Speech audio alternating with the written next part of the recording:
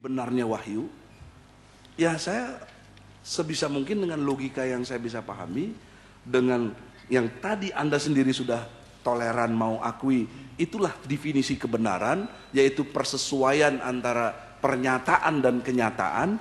Dan saya sudah buktikan, baru 2 ayat saja saya buktikan, belum lagi ayat-ayat lain yang sangat spektakuler, yang merupakan penguasaan kepada dimensi ruang dan waktu.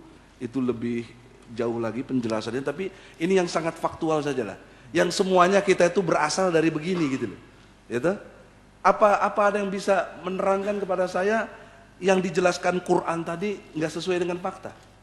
Ada yang bisa tunjuk tangan atau membantahnya? Nah kalau tidak ada, kan harusnya jujur bersaksi, asyhadu an la ilaha illallah wa asyhadu anna muhammadar rasulullah. Itu maksudnya misi dakwah Islam itu jelas gitu ya. Kamu lihat, kamu saksikan nggak? Itu artinya syahadat, mensaksikan. Saksikanlah betul, memang betul ini semua kekuasaannya Allah, bukan yang lain-lain. Bukannya business my father tadi katanya ya. Dalam konteks itu ya. Kita nggak tahu menahu. Bapak Roland, bapak saya, habis bisnisnya selesai kan enak aja ngorok tidur itu. Kemudian ibu kita tiba-tiba menjadi membesar perutnya, itulah orang tua kita jadi pembesar ya. Jadi bapak kita itu sesungguhnya pembesar ya. Maksud membesarkan perut ibu kita ya. Jadi kita lahir sesuai dengan Quran tadi. Itu aja dulu, nanti kalau kurang jelas saya bikin jelas lagi. Bapak sekalian, Bapak Ibu sekalian, tadi Pak Haji Abdul Wasian masih sedikit ngomongnya ya. Saya minta Pak Abdul Wasian giliran dari pihak Muslim untuk barangkali menanyakan atau menanggapi Pak. Assalamualaikum warahmatullahi wabarakatuh. Waalaikumsalam. Saya akan menjelaskan tadi itu oleh Ibu bahwa yang disalib itu berteriak eli-eli lama sabaqtani. Ya ini menurut saya itu jelas bukan ucapan Yesus. Tapi Yesus itu setiap berkomunikasi dengan Tuhan itu mesti ya Bapak. Apalagi ini mau sekarat mau mati, mestinya tambah Pak kan itu. Ya kok eli-eli lama sabaqtani jelas ucapan Yudas ini. Oleh karena itu cocok dengan Quran bahwa qataluhu wa masalamu. Mereka tidak membunuh Isa dan tidak menyalib Isa, walakin syubbiha lahu. Dikaburkan pandangannya melihat yang disalib itu. Dan dikira Yesus, padahal bukan. Yesus sudah diangkat oleh Allah kepada sisinya. Ini penjelasan saya. Yang kedua, di dalam ini saja pasal 9 ayat 5. Di sana diterangkan seorang putra telah lahir bagi kami, Yesus. Seorang putra telah lahir bagi ya tadi itu ya. Tanda jabatan semuanya di sini boleh. Dia disebut penasehat yang ajaib boleh. Dia disebut Allah yang perkasa, tidak betul. Yesus disebut Allah yang perkasa, tidak betul itu. Kalau disebut Yesus adalah anak sih bisa diterima oleh bahasa, tapi kalau Yesus disebut Allah yang perkasa tidak bisa. Kemudian dia disebut Bapak yang kekal. Bapak itu hanya Allah. Kok ini Yesus Bapak? Betul. Dia disebut Raja Damai. Ini tambah betul. Yesus bukan membawa damai di dunia itu.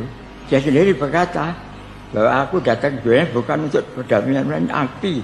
Alangkah senangnya kalau saya melihat api juga menyala. Nomor 2, Malchus dipotong leher kupingnya oleh Simon Petrus, yaitu murid Yesus. Padahal tidak salah, ada apa itu? Kenapa kok Yesus ada apa? Tidak ngelarui loh kata orang Jawa itu. Tidak melarang itu. Tapi sudah putus baru dia, ayo Simon masukkan pedamu ke ronggonya. Ini sudah putus, mbaknya tadi. Jadi tidak betul Pak Yesus disebut ada damai, tidak betul. Tadi kembali lagi bahwa Yesus disebut penasehat ajaib. Tidak betul pada Maria saja itu dia kurang ajar itu. Maaf ya Pak ya. Di dalam Yohanes pasal 24 diterangkan pada waktu Maria sama Yesus datang ke perjamuan kemanten, banyak yang datang itu, tapi anggurnya sudah habis. Si Maria bicara sama Yesus, nah ini orang-orang pada datang, tapi anggurnya sudah habis. Yesus kurang ajar itu, apa ya? Hei perempuan, apa yang kenal engkau dengan aku waktunya loh? Masa ibunya jadi perempuan itu? Tapi bebek yang tahun 2000 dia wajib diperhalus. Ya ibu, gitu. Jadi begitulah. Sistemnya Alkitab diserang ini kurang ajar. 2000 dikasih halus, ya ibu, apa yang kena engkau mengenai aku waktunya belum sampai. Ya, ini supaya saudara-saudara jangan dianggap saya apanya, hanya amar tak ma'ruf nahi munkar menurut Yeskiel pasal 3 ayat 18 dan 19. Terima kasih Pak. Assalamualaikum warahmatullahi wabarakatuh. Assalamualaikum warahmatullahi wabarakatuh.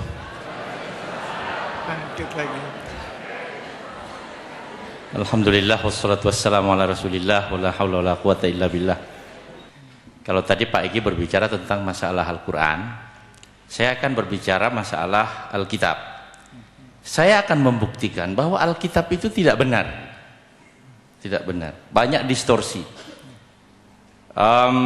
Di dalam The Five Gospels yang kita sudah bedah di Jakarta, itu dikatakan 82% of the words ascribed to Jesus were not actually spoken by him. Itu dikatakan oleh mereka hasil seminar itu. 82% kata-kata yang disinyalir sebagai kata-kata Yesus itu sebenarnya tidak pernah diucapkan oleh Yesus. Nah, mari kita uji apa benar bahwa Alkitab yang menjadi landasan iman Kristiani ini tidak benar, bahkan tidak baik, ya. Jadi secara logika maupun secara etika tidak bisa dipertanggungjawabkan. Oke, saya akan buktikan. Sebagai tambahan daripada yang dikemukakan Pak Egi tadi, di dalam Al-Quran, tuh di dalam surat Hud, ya, dikatakan surat Az-Zariyat, wa min kulli syai'in khalaqna zaujaini tsnaini la'allakum taqilun. Dan segala sesuatu kami jadikan dari yang berpasang-pasangan. Itu banyak sekali ayat-ayatnya begitu. Dan itu ternyata sudah dibuktikan secara ilmiah melalui penelitian-penelitian fisika maupun biologi bahwa memang alam ini disusun oleh Allah dari yang berpasang-pasangan. Pasangan proton dan elektron yang bermuatan listrik positif dan negatif. Kemudian pasangan-pasangan maskulin dan feminin di kalangan dunia hewan dan tumbuh-tumbuhan dan manusia, itu semuanya sudah terbukti. Di lain pihak, kita bisa membuktikan bahwa banyak pernyataan-pernyataan di dalam Alkitab yang sama sekali tidak terbukti di dalam satu kenyataan. Yang pertama, saya akan ambil contoh di dalam Perjanjian Lama dulu. Kitab Kejadian. Pada mulanya Allah menciptakan langit dan bumi. Bumi belum berbentuk dan kosong. Gelap gulita menutupi samudra raya. Dan roh Allah melayang-layang di atas permukaan air. Berfirmanlah Allah, jadilah terang. Lalu terang itu jadi. Allah melihat bahwa terang itu baik. Lalu dipisahkannya terang itu dari gelap. Dan Allah menamai terang itu siang. Dan gelap itu malam. Jadilah petang dan jadilah pagi. Itulah hari pertama. Jadi hari pertama sudah ada pagi dan petang, tapi matahari belum dibikin. Belum ada matahari, Pak. Entah bagaimana proses pagi dan petangnya, wallahu a'lam. Ya, tetapi jelas ayatnya demikian. Yang berikut, berfirmanlah Allah, jadilah cakrawala di tengah-tengah segala air untuk memisahkan air dari air. Maka Allah menjadikan cakrawala dan ia memisahkan air yang ada di bawah cakrawala itu dari air yang ada di atasnya. Dan jadilah demikian. Lalu Allah menamai cakrawala itu langit. Jadilah petang dan jadilah pagi. Itulah hari kedua. Sampai hari kedua matahari belum nongol, Pak. Yang berikut, berfirmanlah Allah, hendaklah segala air yang di bawah langit berkumpul pada satu tempat hingga kelihatan yang kering. Dan jadilah demikian. Lalu Allah menamai yang kering itu darat dan kumpulan air itu dinamainya laut. Allah melihat bahwa semuanya itu baik. Berfirmanlah Allah, hendaklah tanah menumbuhkan tunas-tunas muda, tumbuh-tumbuhan yang berbiji, segala jenis buah-buahan yang menghasilkan buah yang berbiji, supaya ada tumbuh-tumbuhan di muka bumi. Dan jadilah demikian. Jadi durian udah pada jatuhan, mangga udah pada jatuhan, udah pada matang semua. Entah bagaimana proses matangnya, wallahu alam. Kenapa? Matahari belum jadi. Tanah itu menumbuhkan tunas-tunas muda, segala jenis tumbuh-tumbuhan yang berbiji, dan segala jenis pohon-pohonan yang menghasilkan buah yang berbiji. Allah melihat bahwa semuanya itu baik. Jadilah petang dan jadilah pagi, itulah hari ketiga. Sampai hari ketiga matahari belum ada. Kapan matahari dibikin? Nah ini, berfirmanlah Allah, jadilah benda-benda penerang pada cakrawala untuk memisahkan siang dan malam. Itu hari keempat. Lalu yang 3 hari yang lalu dipisah pakai apa itu siang dan malam? Jadi ini jelas mitos ini. Mitos. Ini tidak bisa dibuktikan dalam satu kenyataan, dalam logika. Secara ilmiah pula, penelitian faktual itu nggak mungkin. Kita nanam mangga di bawah pohon beringin bakalan tumbuh, Pak. Karena dia nanam mangga di bawah pohon beringin. Nggak tumbuh.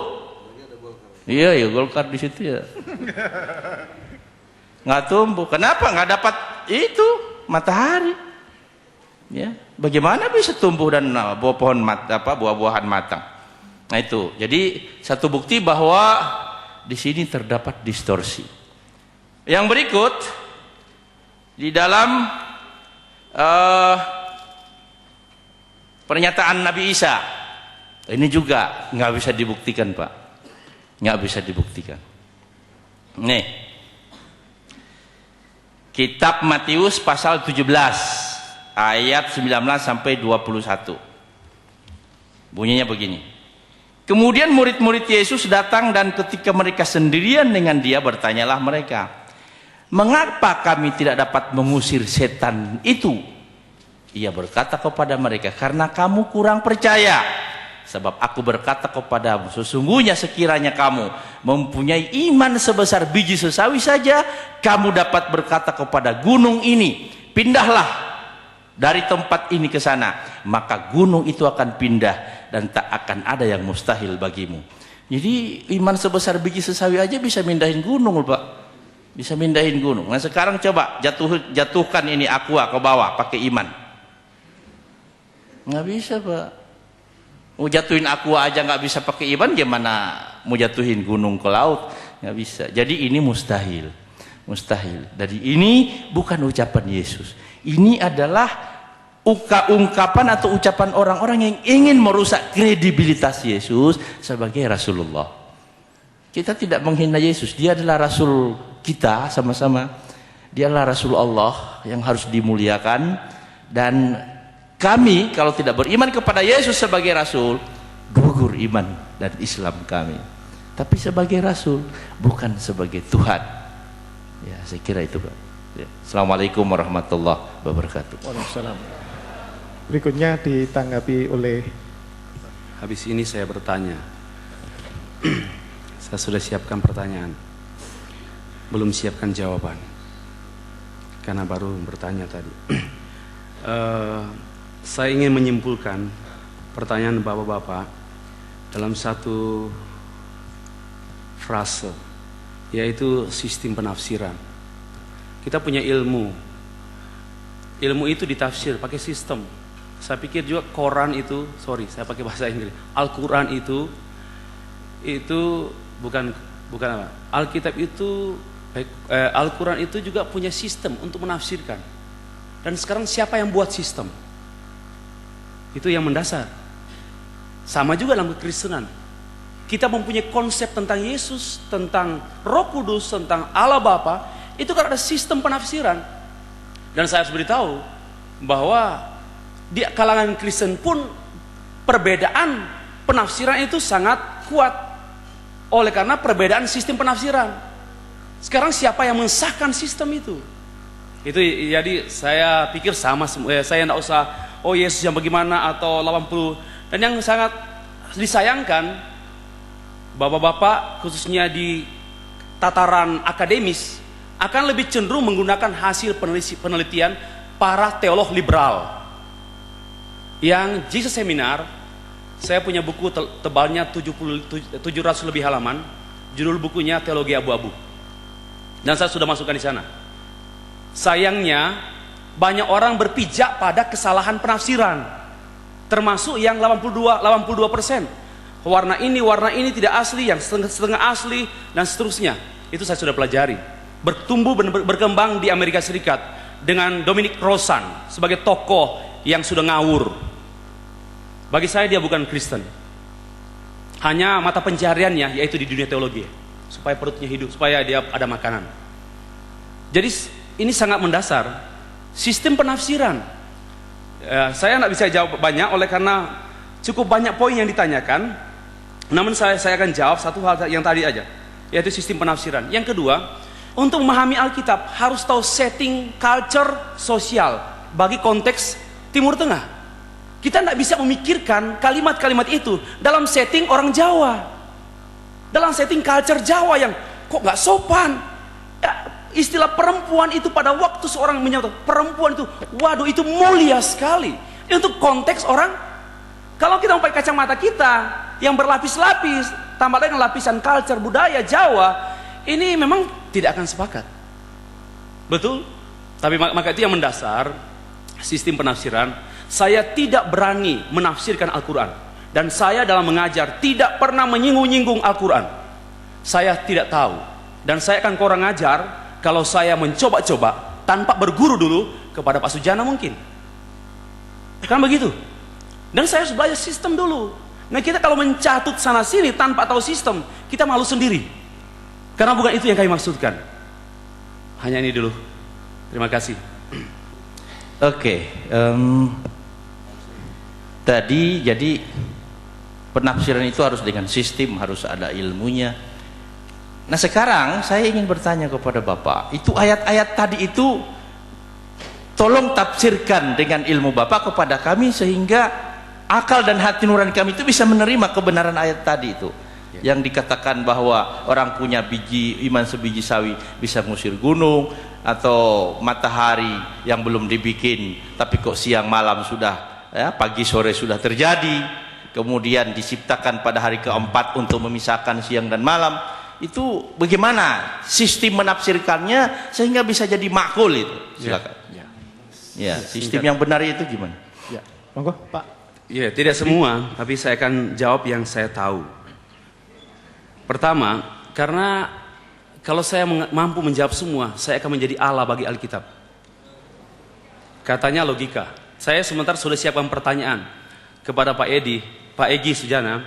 Saya tidak mempersoalkan Islam. Saya akan mempersoalkan keislaman Pak Sujana. Saya menjelaskan. Contohnya berkenaan dengan kejadian 1. Itu tidak bisa dimengerti. Karena itu laporan Musa. Musa mendapat inspirasi untuk menulis. Dan sebenarnya tulisan itu tidak cukup memadai untuk menerangkan apa yang terjadi. Tidak cukup memadai. Coba peristiwa yang terjadi itu sejagat. Ditulis hanya dalam beberapa ayat. It's impossible to be understood. Ini yang mendasar. Ya, tapi saya bisa jelaskan bahwa istilah petang jangan diindikasikan dengan adanya cahaya. Istilah petang itu dalam pengertian karena belum ada makhluk hidup. Belum ada makhluk hidup dan belum ada saya yang menentukan petang. Tapi yang namanya matahari diciptakan pada hari yang kesekian, setelah Allah meletakkan segala sesuatu dasar bumi ini, baru ada matahari, ada ini. Karena ada kehidupan. Nah, kalau juga kita mau menjawab secara logis, apakah data kejadian 1 ini sudah cukup memadai untuk menerangkan kelogisan penciptaan? Bagi saya, sangat-sangat sedikit beritanya. Itu dulu. Yang kedua, kejadian pasal 2 itu baru ya. Kalau ada anggaran dasar rumah tangga. Kejadian 1 anggaran dasar. Kejadian 2 anggaran dasar rumah tangga. Hal-hal yang tidak dijelaskan di kejadian 1 itu dijelaskan di kejadian 2. Walaupun juga tidak memadai. Namanya mau membicarakan seisi dunia ini hanya dalam sekian kata. Itu jawaban saya. Yang kedua, masalah mengusir setan, masalah iman biji sawi. Saya sudah pernah lihat biji sawi itu seperti apa, dan pohonnya juga seperti apa. Apa sih meaningnya? What's the meaning? Yaitu sebenarnya murid-murid tidak punya iman, maka diironikan atau mungkin sindiran halus. Kalian miliki iman kecil aja cukup kok.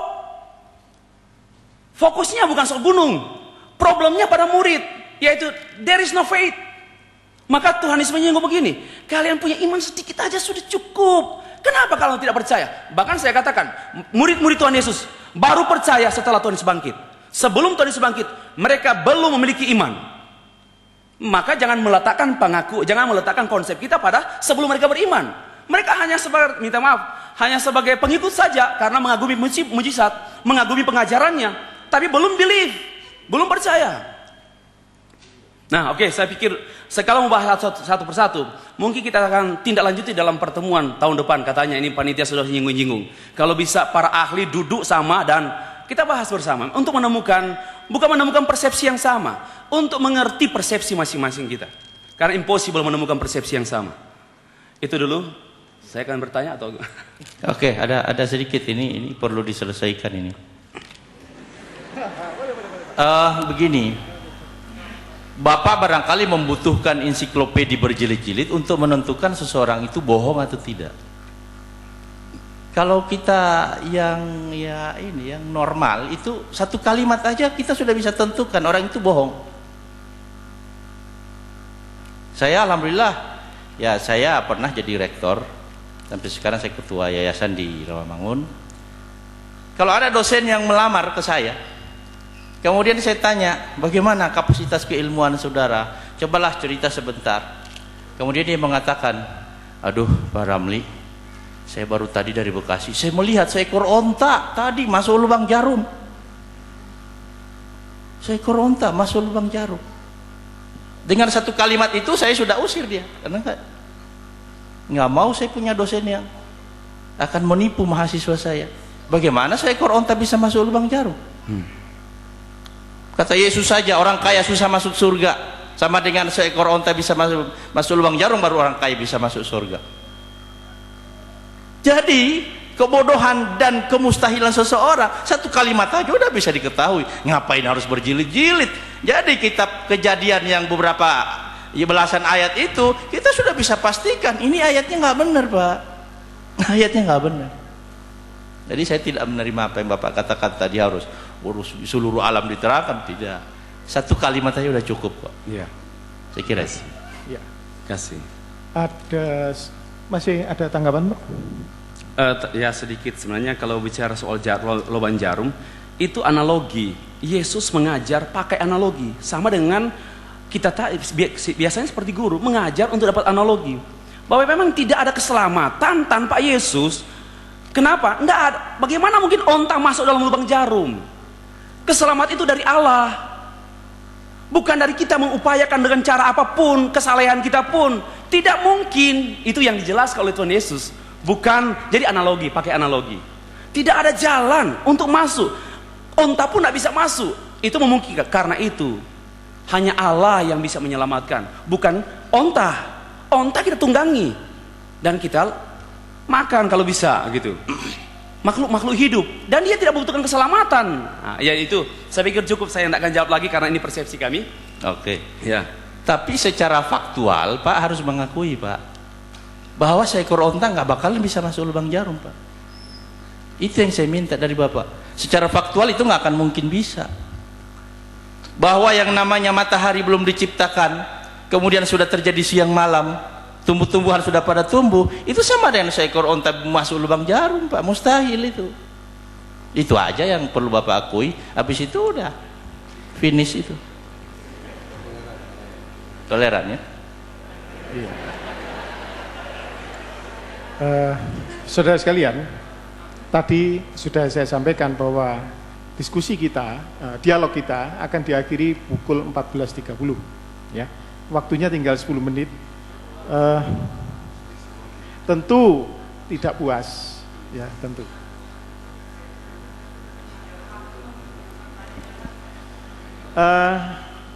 Gimana ini? Juga ada yang tertulis di sini. Saya jadi bingung. Apa yang tertulis saya bacakan, saya tambahkan. Iya, sebentar. Ini sudah masuk dari tadi, ya. Dan juga ada pertanyaan dari Bu Ratih tadi juga belum terjawab. Jadi saya kira saya bacakan dulu ini. Ini dari Arwin Gunawan. Pak Stephen. Ini pertanyaannya Pak Stephen ya. Jadi saya ralat.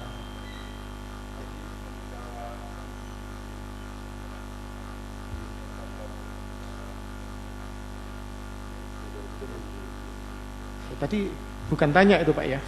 Sudah kan? Sudah, dua pertanyaan. Kami belum yang kedua, seharusnya saya yang bertanya yang kedua. Karena Pak... Iya. Oh tadi belum memanfaatkan waktu yang saya sediakan. Bertanya, Oh iya. saya menanggapi. Oke. Saya beri kesempatan saja supaya adil. Saya sekali sudah singgung sedikit. Saya tidak meragukan Islam. Tapi saya ingin mempertanyakan, sebagaimana cogito ergo sum. I doubt so I think so I am. Saya ingin meragukan sedikit dulu tentang keislaman Pak Sujana. Saya tidak meragukan keislaman, tetapi dengan menggunakan parameter untuk menentukan ketuhanan atau kebenaran, menggunakan itu absolute, unique, and distinct. Kemudian ada kalimat yang menggelegar, terungkap. Allah itu menguasai dunia karena Allah mengetahui ruang dan waktu. Kalau Allah menguasai dunia ini oleh karena dia tahu, sudah tidak absolut. Sudah tidak absolut lagi. Sudah terbatas. Karena ternyata pengetahuannya terikat pada ruang dan waktu. Itu sudah tidak absolut.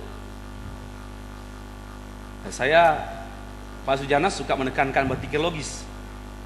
Saya coba menanyakan hal ini. Allah baru bisa menguasai, Allah itu menguasai dunia karena dia mengetahui ruang dan waktu. Berarti dia bukan Allah, sudah tidak absolut lagi. Kemudian juga saya singgung tadi dalam percakapan, bagaimana mungkin kita bilang absolut kemudian ada lagi yang lain, yaitu unik dan ada yang distinct. Kalau ada absolut, there is no another. Tidak ada yang lain lagi, yang unik kah, yang distinct, tidak perlu lagi. Kenapa? Sudah absolut. Berarti ini sebenarnya ada terjadi kontradiksi berpikir, bukan pada agamanya, tapi pada pemikiran. Nah, saya mungkin membutuhkan penjelasan yang lebih lanjut, tapi sebelum lebih lanjut lagi, saya ingin mengenai Tritunggal apa semua saya tunggu-tunggu pertanyaan. Tapi kalau toh saya juga kepengen dapat Eropa menuju Islam, jika ada kayaknya butuh juga, dan saya akan memuji Tuhan kalau ada orang Eropa menjadi Islam. Puji Tuhan, saya senang sekali. Karena mereka bukan Kristen. Ya, itu saja. Silakan, Pak. Ya. Silakan Pak Eki. Memang meyakinkan itu berat ya. Tapi saya senang Pak Roland udah toleran. Tinggal Pak Stervi. Jadi begini, supaya tidak ada kesalahan persepsi ya, saya menegaskan bahwa kata absolut sesungguhnya cukup, tapi perlu ada distinct dan unik itu sebagai penegasan. Saya mengungkapkan itu tadi sebagai penegasan, sebagai konsekuensi logis untuk lebih mendetailkan satu sosok yang disebut dengan absolut gitu, supaya daya berpikir kita lebih kepada pemahaman si absolut itu sendiri. Sesungguhnya bagi Anda yang saya senang Anda cerdas, Tervi, absolut saja memang sudah cukup, betul itu. Saya nggak perlu berretorika, itu betul. Tapi kenapa saya perlu ada istilah distinct dan unik? Itu penegasan dari si absolut, karena itu konsekuensi logis. Kalau dia absolut, totalitas, tak terbatas, tak tertandingi, tak terkalahkan, maka dia menjadi distinct gitu loh. Dia itu si absolut, itulah dia. Tidak ada yang serupa seperti si absolut itu. Nggak ada yang bisa menyerupainya. Kalau bahasa Islamnya laisa kamislihi sayun. Perlu dijelaskan. Sebagaimana Allah juga menjelaskan tentang sifat 20-nya, nggak cukup satu, ada 20 malah. Nanti kenapa nggak 21, 3 in 1 atau apa 21 ya? Kenapa? Jadi repot. Tapi itu konsekuensi. Bahkan asma Allah itu sampai 99 ya, itu semuanya menggambarkan tentang keabsolutan, intinya tentang keabsolutan dari Allah Subhanahu wa taala itu. Nah, saya secara intelektualnya membreakdown lebih detail dari pengertian absolut itu, ditegaskan lagi dia menjadi lain daripada yang lain. Itu arti distinct. Lain daripada yang lain itu apa tuh lain? Ya satu-satunya. Kalau mau disebut lain daripada ya mesti satu-satunya, tunggal, esa gitu loh, esa. Makanya bisa dibuat kriteria disebut dengan absolut distinct. Jadi mempertegas saja. Seperti misalnya Stervi ya namanya ya. Coba Stervi mana tuh? Stevi apa Stephen? Stefri. Coba Stervi mana? Coba tunjuk Stervi. Enggak, pertanyaan ini Enggak, pertanyaan saya, hukum atau psikologi atau fisiologi? Bukan, saya nanya mana Stervi untuk menunjukkan jati diri gitu. Kalau saya tunjuk di sini, ini belum jatuh diri saya. Ya makanya kan perlu di breakdown kan. Kalau Anda tunjuk ini dada kan gitu. Iya. Kalau Anda tunjuk ini jidat Anda gitu. Jadi pasti ada yang mesti memperjelas gitu loh. Ya Stervi adalah kan gitu, yang sedang berbaju batik, handsome kan gitu kan. Wajahnya putih gitu loh. Pendek, Pak. Gitu. Itu jadi lebih jelas. Ya. Sehingga memperjelas itu, jadi bukan berarti terjadi kontradiksi berpikir. Kan tadi pertanyaan Anda, kok sepertinya terjadi kontradiksi berpikir? Tidak. Itu sistem penegasan gitu loh, yang memungkinkan kita lebih memahami absolut. Nah kalau cukup sampai absolut aja Anda udah paham ya alhamdulillah, nggak perlu panjang-panjang kita jelasinnya. Berarti Anda udah lebih cepat beriman ya, ya artinya absolut gitu. Kemudian yang kedua, dari konteks ruang dan waktu, pernyataan saya bukan karena dia tahu, karena dia konteks kepada ruang dan waktu terus dia ada, atau Allah itu jadi terbatas, terikat oleh ruang dan waktu itu, tidak. Jadi begini, satu contoh, saya agak sulit menjelaskan kalau kita tidak melihat apa yang dia sebut juga ya. Misalnya surat Al-Hadid, coba surat 57 ya. Ya 57 kan ayat 3 ya. Ayat 3. Supaya Anda mengerti gambaran yang saya bisa interupsi. Gimana? Bapak harus buat saya percaya pada Al-Quran, baru Bapak bisa menggunakan ayat-ayat. Biasanya begitu. Kan begitu toh? Itu berpikir logis. Salah, karena Anda Bapak keliru. tidak guna baca itu. Kalau saya percaya, Bapak tuh, lu harus percaya ini. Baru penjelasan Bapak saya percaya. Sebagai konsekuensi keyakinan pada Alkitab begitu, pada Al-Quran. Kamu begitu, berpikir logis kan begitu? Salah, Anda salah. Benar. Kalau dikaitkan dengan pertanyaannya Pak Roland, kan saya suruh membuktikan benarnya wahyu. Saya sudah buktikan ya, gitu loh, bahwa ini loh benarnya wahyunya. Apa yang disebut benar itu sudah jelas. Sekarang Anda nanya dimensi ruang dan waktu yang dikaitkan dengan eksistensi Allah. Pertanyaan saya, supaya Anda nggak merasa saya sudutkan, bagaimana saya mau menjelaskan tentang Allah kalau bukan dari Allah itu sendiri? Allah menjelaskan dirinya di mana? Ya di sini, dia menjelaskan dirinya. Yang bisa, inilah Al-Quran itu adalah penjelasan tentang eksistensi Allah. Jadi bukan saya memaksakan Anda harus percaya, ya, enggak. Anda nggak percaya nggak apa-apa, ya, go ahead, ya, betul, nggak ada masalah, ya. Tapi saya ingin mengajarkan logika berpikir yang sistematis, yang bisa dipertanggungjawabkan gitu, Pak Stervi. Saya mohon maaf kalau harus pakai kata maaf. Bukan, maksud saya supaya korelasi statement saya tentang absolut dikaitkan ruang dan waktu, dan itu saya bilang sebagai eksistensi kuasanya Allah, itu menjadi jelas gitu. Ya, coba misalnya surat 3 ayat ini, bukan saya supaya Anda yakinin pula. Surat Al-Hadid ayat 3. Dialah yang awal dan yang akhir, yang zahir dan yang batin, dan dia maha mengetahui segala sesuatu.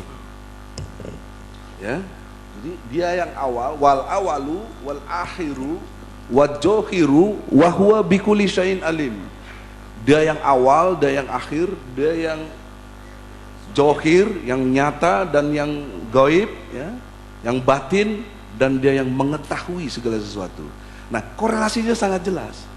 Dengan statement dia mengatakan awal dan akhir, terus akhirnya ayat ini menyebut dia mengetahui segala sesuatu, itu membuktikan kelogisan berpikir mengenai dimensi ruang dan waktu yang merupakan totalitas jagat raya ini dalam pengertian terikat kepada totalitas ruang dan waktu itu sendiri.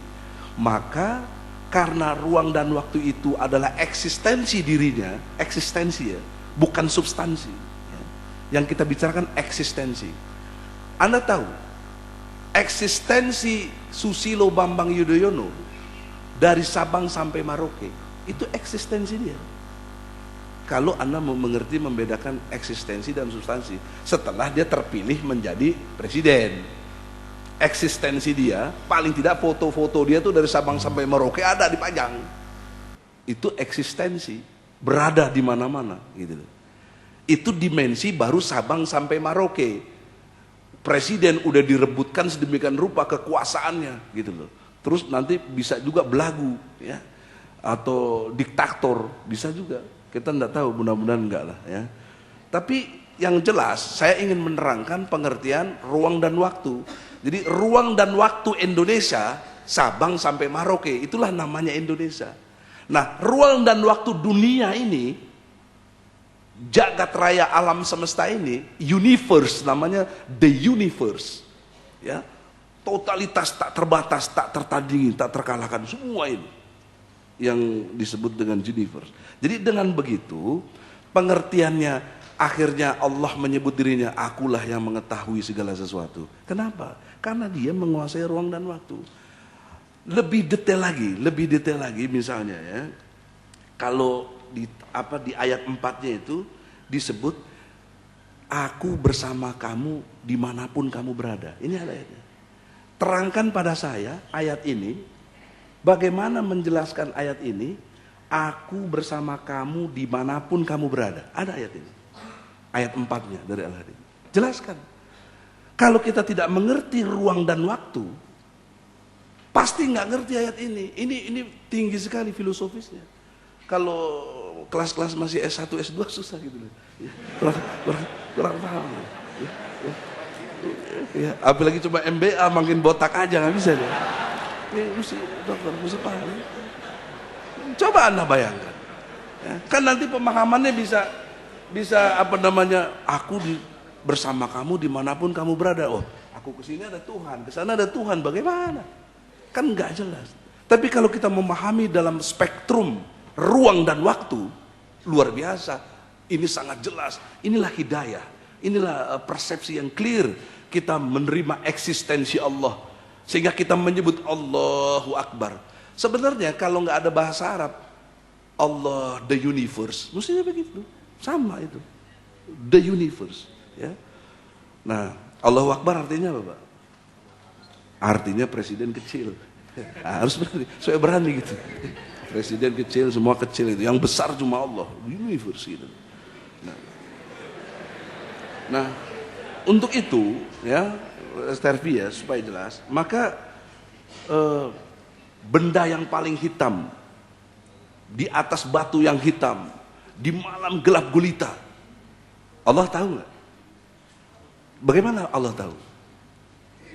Karena dia menguasai ruang dan waktu. Jadi bukan karena terus dia menguasai ruang waktu dia menjadi terikat. Dialah yang mengikat totalitas itu semua. Dia kuat, namanya yang kuasa. Seperti tadi kalau mau disinonimkan ya, diturunkan kekuasaannya dalam bentuk perspektif nyata seperti Sabang sampai Merauke tadi. Anda nggak bisa enggak. Ketika memaki-maki Susilo Bambang Yudhoyono nanti setelah tanggal 20 kekuasaannya itu meliputi Sabang sampai Merauke, pasti berhadapan dengan hukum. Begitu. Nah, jadi logikanya siapa yang tidak ikhlas menerima Allah sebagai Tuhannya harusnya keluar dari alam semesta, tapi kan nggak bisa gitu. Mau keluar kemana? Semuanya totalitas terikat oleh ruang dan waktu. Makanya yang disebut kafir itu kan menentang, kufur, menentang aja dia. Nah, makanya saya bilang tadi, orang-orang yang tidak bisa menerima Islam itu kalau nggak bodoh, sombong, itu aja. Bukan yang lain-lain. Nah, sombong itu definisinya jelas kalau menurut Rasulullah. Pertama, menolak kebenaran. Yang kedua, merendahkan orang lain. Gitu tuh. Ini kan benar. Tadi saya udah buktikan, benar itu apa sih? Sesuai dengan pernyataan dan kenyataan. Udah, benar parola akui, ya oke. Tapi ini Qur'annya jelas, ada yang bertentangan? Nggak ada. Terus nggak diakui, kan sombong jadinya.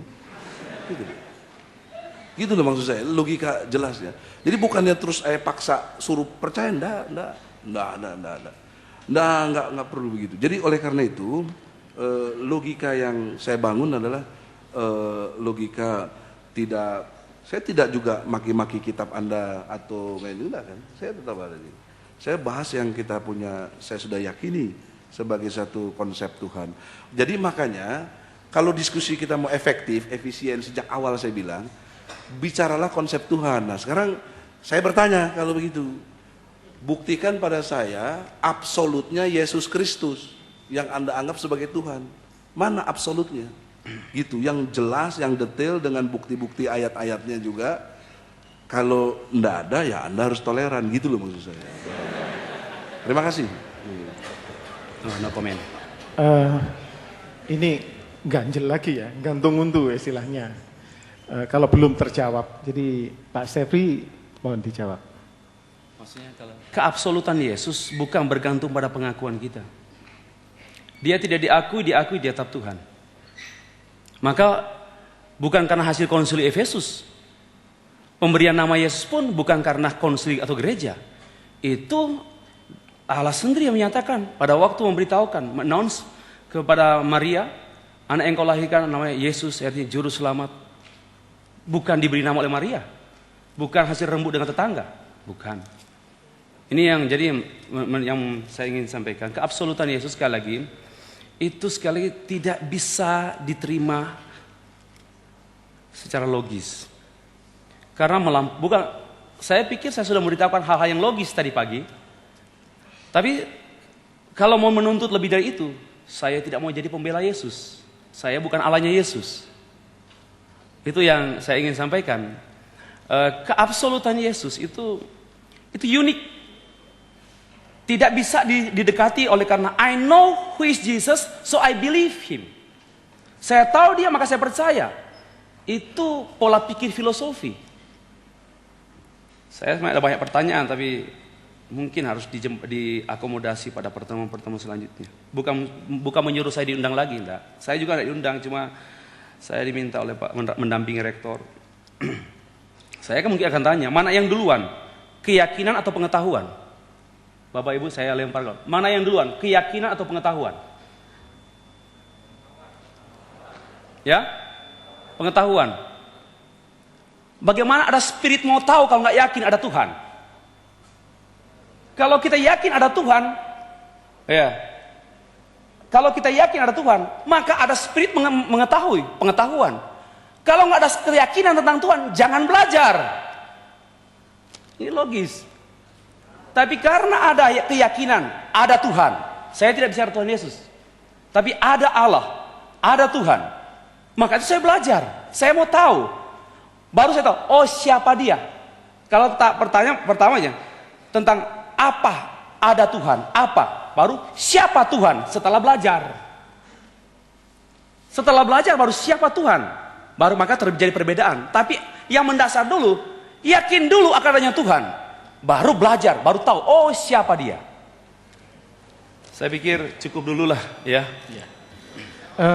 Saudara-saudara sekalian, jelas ini tidak akan pernah puas dan tidak akan selesai dalam waktu yang cukup lama. Mau tidak mau, enak tidak enak, terima atau tidak terima, kita harus mengakhiri. Ya, kita harus mengakhiri. Maaf.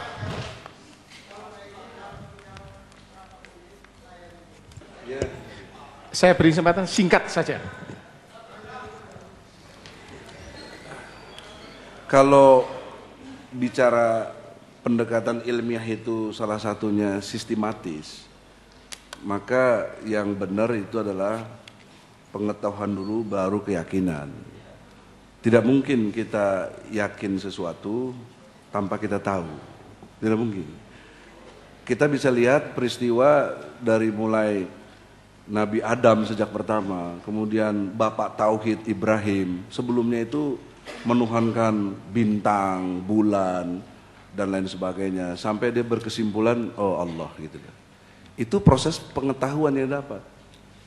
Jadi kalau ujuk-ujuk, kata orang Sunda, kalau bahasa Jawanya ujuk-ujuk juga, tiba-tiba yakin, terus baru berproses tahu, itu aneh gitu loh, susah gitu loh. Ya gimana? Itulah doktrin. Kalau doktrin. Jadi karena bahayanya begini. Dogma. Kalau yakin dulu baru tahu, ya. Jelek kayak apapun keyakinannya itu pasti jadi benar gitu loh. Pasti selalu diagung-agungkan karena sudah yakin dulu. Kalau awalnya dari logika sistematis gitu. Tapi kalau kita tahu dulu, oh ini bersih, memang udah pakai laboratorium dan lain sebagainya, kita udah tahu kan, yakin kita minum, aman kan gitu. Itu logika sederhana.